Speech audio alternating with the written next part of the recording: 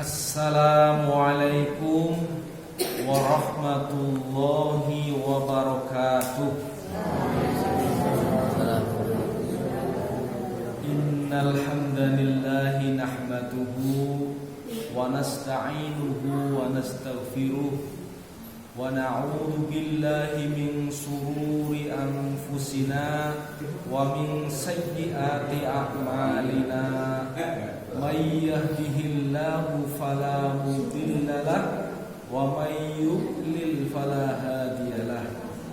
Asyhadu an la ilaha illallah wa asyhadu anna sayyidana wa nabiyyana Muhammad sallallahu alaihi wa ala alihi wa sahbihi wa baraka wa sallama tasliman katsiran katsiran. Amma ba'd. Hadirin rahimani wa rahimakumullah. Bersyukur kita kepada Allah Subhanahu wa taala yang telah memberikan nikmat iman dan nikmat Islam, sehingga kita bisa hadir memenuhi panggilannya, memenuhi undangannya. Allah mengundang kita hanya 2 kali. Pertama, Allah mengundang kita melalui muadzin. Yang kedua, Allah mengundang kita melalui Israel. Hanya 2 kesempatan. Apabila pada kesempatan yang pertama kita hadir memenuhi panggilan Allah, datang menuju ke rumahnya yang mulia ini, maka insya Allah pada panggilan kedua Allah titip pesan kepada Israel, hati-hati, itu hambaku yang taat. Dan kita akan kembali kepada Allah Subhanahu wa taala dengan selamat. Amin ya rabbal alamin. Hadirin rahimani wa rahimakumullah.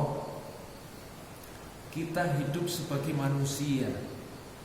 Allah menyebutnya manusia dengan 3 istilah. Pertama adalah dengan istilah al-bashar. Al-bashar itu artinya sama manusia, tapi penekanannya pada makhluk yang memiliki jasad. Ana basyarum mithlukum yuha ilayya. Rasulullah menjelaskan, saya ini adalah sebagai manusia seperti kalian. Artinya apa? Bahwa Nabi Muhammad SAW dengan kita tidak ada bedanya, yaitu makhluk yang diberi jasad, diberi akal pikiran, ya, diberi tangan, kaki, semuanya, ya. Seperti mana makhluk-makhluk yang bisa kita lihat, ya, seperti hewan dan sebagainya. Kita ini makhluk yang memiliki daripada fisik, ya. Kemudian yang kedua, Allah menyebutnya sebagai An-Nas. An-Nas itu juga manusia artinya, tapi lebih menyebut pada peranan sebagai hamba secara umum. An-Nas itu menyebut untuk satu kaum seperti masyarakat. Ya ayuhan nas, wahai manusia, qulu la ilaha illallah tuflihu. Ya, ucapkan kalian dengan la ilaha illallah tuflihu, pasti kalian akan bahagia, akan jaya, damai, sejahtera, gitu ya. Jadi An-Nas. Yang ketiga adalah Al-Insan. Al-Insan penekanannya lebih bagaimana manusia itu dia memiliki tanggung jawab moral, di samping memiliki fisik, ya, tetapi dia memiliki tanggung jawab moral. Diciptakan oleh Allah dari tanah, tapi juga akan kembali ke tanah, mempertanggungjawabkan setiap perilaku perbuatannya. Oleh karena itu penyebutan al-insan dalam Al-Quran, Allah Subhanahu wa ta'ala biasanya akan bertanya sesuatu pertanyaan tanggung jawab. Seperti misalnya, ya ayyuhal insan ma gharraka bi rabbikal karim. Wahai insan, apa yang menyebabkan kebanyakan manusia itu melupakan dirinya kepada Allah? Padahal Allah alladzi khalaqaka fasawwaka wa adalaka. Padahal Allah lah Dia yang telah menciptakan kalian, membentuk kalian dengan bentuk yang seimbang, cantik, gagah, gitu ya. Nah, ini mengingatkan kepada kita akan moralitas tanggung jawab, bahwa kita makhluk yang namanya manusia tidak dibiarkan saja, tapi kita adalah makhluk yang diberi tugas oleh Allah Subhanahu wa ta'ala dengan 3 tugas. Tugas pertama sebagai hamba. Sebagai hamba manusia mengabdi, beribadah kepada Allah Subhanahu wa ta'ala. Yang kedua sebagai khalifah. Sebagai khalifah manusia itu diberi tugas untuk mengatur daripada sumber daya, ya, sumber daya alam yang Allah berikan kepada kita sebagai alat bersyukur, perlu kita atur. Mengatur sumber daya manusia, mengatur keluarga, diri sendiri terutama, ya. Kemudian yang ketiga sebagai umat, ya, sebagai umat punya kewajiban dan tugas untuk amar ma'ruf nahi munkar, yaitu memerintahkan manusia kepada kebaikan dan mencegah manusia dari perkara yang mungkar. Inilah sesungguhnya tugas daripada manusia sebagai hamba, sebagai khalifah, sebagai umat. Ini adalah tugas al-insan. Kita sebagai al-insan. Oleh karena itu sebagai al-insan kita adalah pekerja yang sungguh-sungguh pekerjaan kita itu akan dilihat, dinilai, dan dibalas. Maka ada lagi sebutan al-insan, ya ayyuhal insan innaka kadihun ila rabbika kadahan famulaki. Wahai manusia, ya, tapi manusianya di sini menggunakan istilah al-insan. Innaka kadihun ila rabbika. Sesungguhnya engkau adalah telah bekerja sungguh-sungguh kepada Tuhan. Jadi kita adalah pekerja bagi Allah. Di samping kita hamba bagi Allah, kita adalah pekerja bagi Allah. Kadihun ila rabbika. Kita tuh pekerja bagi Allah SWT. Sebagai pekerja, maka punya hak untuk mendapatkan upah. Oleh karena itu Allah melengkapi ayat itu, ya ayyuhal insan innaka kadihun ila rabbika kadhan famulaki. Famulaki itu adalah kata yang menjelaskan bahwa kalian pasti akan menjumpai hasilnya. Artinya apa? Sebagai pekerja kita akan mendapatkan upah sesuai dengan apa yang kita kerjakan. Famulaki, kita akan menjumpai hasilnya. Cuman kita termasuk pekerja yang baik apa pekerja yang buruk, sehingga hasil yang akan kita terima nanti di akhirat suatu kebaikan apa suatu keburukan bergantung daripada nilai kerja kita. Maka Allah Subhanahu wa ta'ala tidak pernah akan mendolimi perbuatan manusia. Sekecil apapun itu usaha perbuatan manusia, maka pasti akan ditunjukkan hasilnya. Famay ya'mal mithqala dzarratin khairan yarah. Yang kedua, may ya'mal mithqala dzarratin syarran yarah. Sekecil apapun pekerjaan kita yang nilainya baik, itu pasti Allah akan tunjukkan kepada manusia hasilnya. Ini hasilmu dulu. Ini hasilmu dulu, ya. Pasti akan ditunjukkan.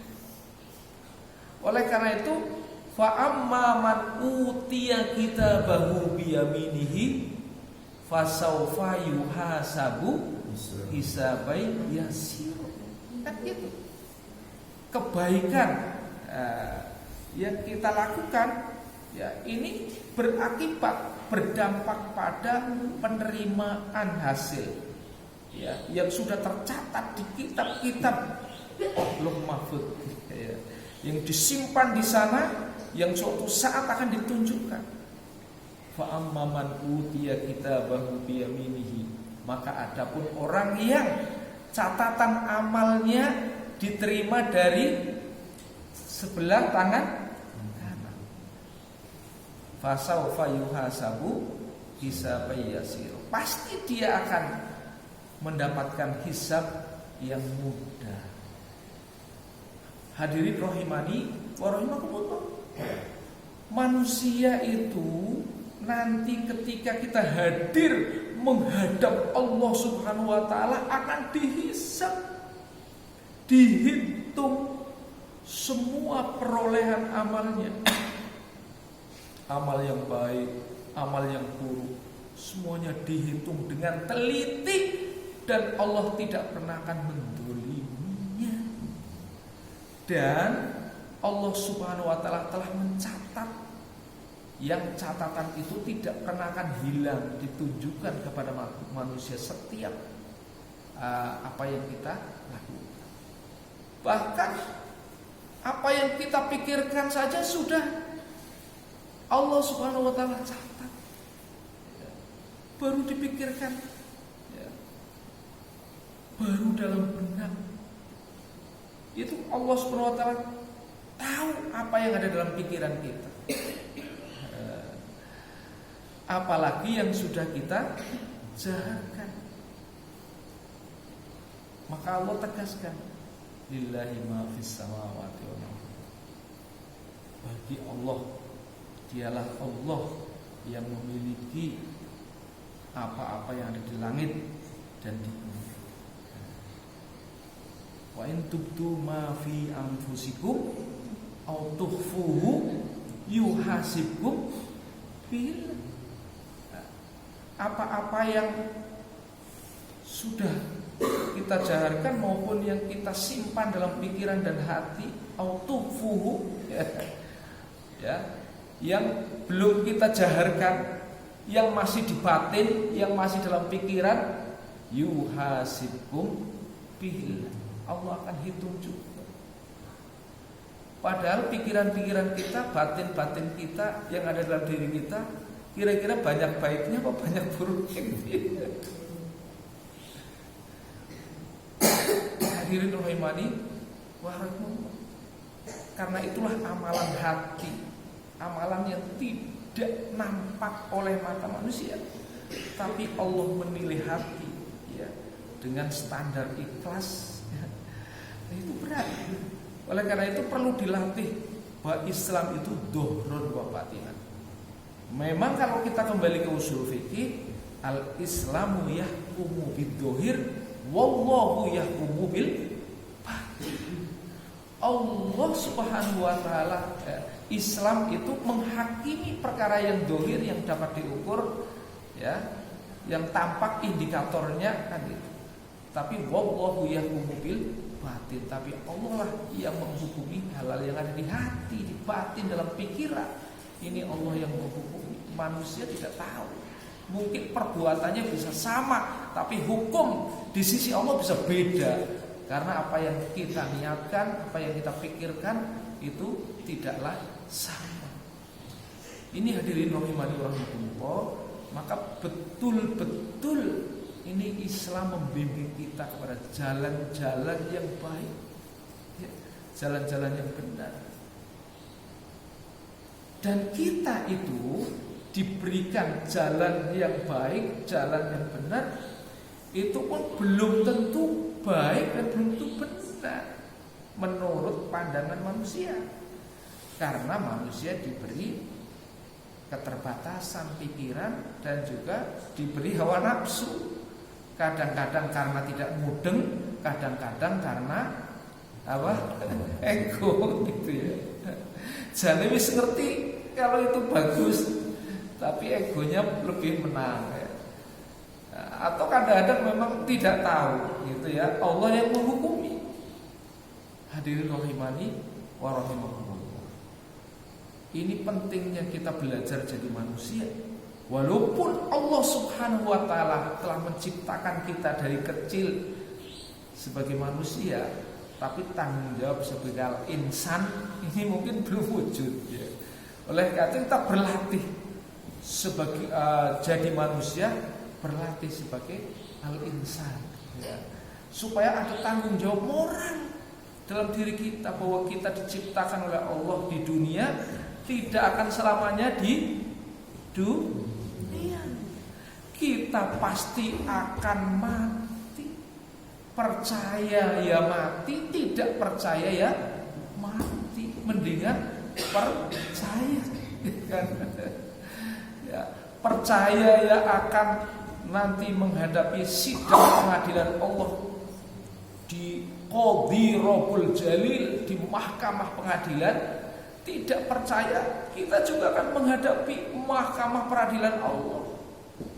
Jadi oleh karena itu, maka apa untungnya tidak percaya? Ya kan? Oleh karena itu maka alhamdulillah Bapak Ibu semuanya yang saya muliakan, yang Allah muliakan, karena kehadiran Bapak Ibu semuanya di masjid ini adalah kehendak Allah, bahwa Allah sudah mencintai sama Bapak Ibu. Dan tanda kecintaan Allah kepada Bapak Ibu adalah diberikan kemudahan untuk bisa berjalan menuju panggilan Allah. Ini salah satu tanda Allah memberikan kepahaman dalam agama. Amma yuridillahu yufaqihu fiddin. Amma yuridillahu bihi khairan yufaqihu fiddin. Siapa yang dikehendaki oleh Allah menjadi orang yang baik, bernasib baik ya. Orang yang dijadikan oleh Allah sebagai al-insan, manusia yang bernasib baik ya, yufaqihu fiddin. Dia diberikan kepahaman terhadap agama. Maksud Allah itu mudeng. Oh iya ya, Allah Subhanahu wa taala memerintahkan saya dipanggil ke masjid. Masya Allah, luar biasa. Setiap langkahnya digugurkan dosanya, kemudian dinaikkan derajatnya dan dilipat gandakan kebaikannya. Padahal itu baru satu langkah.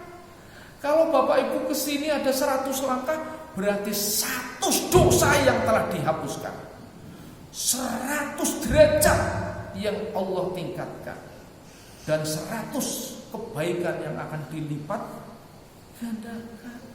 Kira-kira untung apa untung ya kita hadir ke masjid Allah? Sangat untung.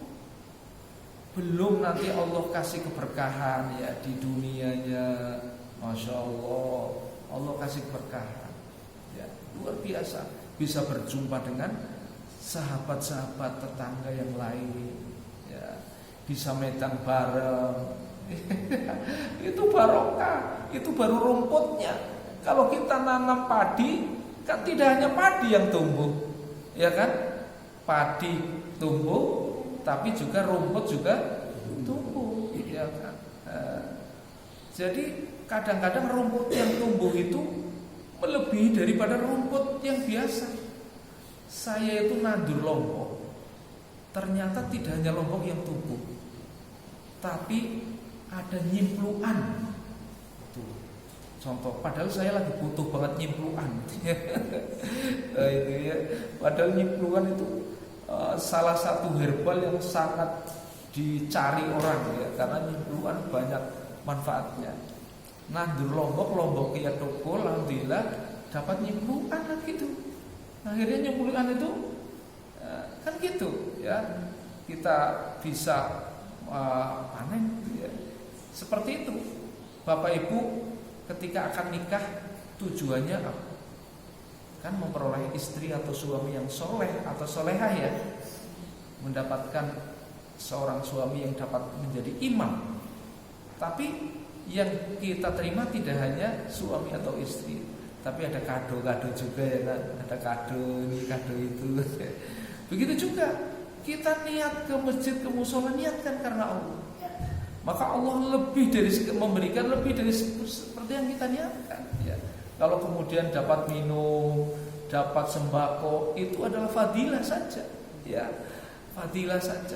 Tapi yang kita niatkan adalah Allah Subhanahu wa ta'ala. Masya Allah, Allah Subhanahu wa ta'ala berikan banyak hal ya. Hadirin rahimani rahimakumullah, barangkali itu saja. Dan kita setiap hari Sabtu dan hari Ahad, alhamdulillah Bapak Ibu, di Masjid Al-Lafali ya. Ini belum dikasih namanya. Ini masa depan ya, kita luar biasa, karena ini sebentar lagi akan dibikin lantai 7 ya. Jadi iya luar biasa ya, seperti 7 lapis langit dan bumi. Jadi inilah para dai-dai di sini, para penanggung jawab di sini sudah memikirkan sedemikian rupa. Dan nanti setiap yang hadir ke sini, insya Allah Allah jamin kemakmuran dan kesejahteraannya dunia akhirat. Ya, terima kasih atas perhatian, mohon maaf atas kekurangan. Yang berbicara untung, yang mendengarkan untung, tapi Allah Subhanahu wa ta'ala akan memberikan kelebihan dan kebaikan bagi siapa saja yang dapat mengamalkan. Semoga kita semuanya termasuk orang yang diberi kekuatan mengamalkan. Sekian, billahi taufiq wal hidayah wal inayah. Wassalamualaikum warahmatullahi wabarakatuh.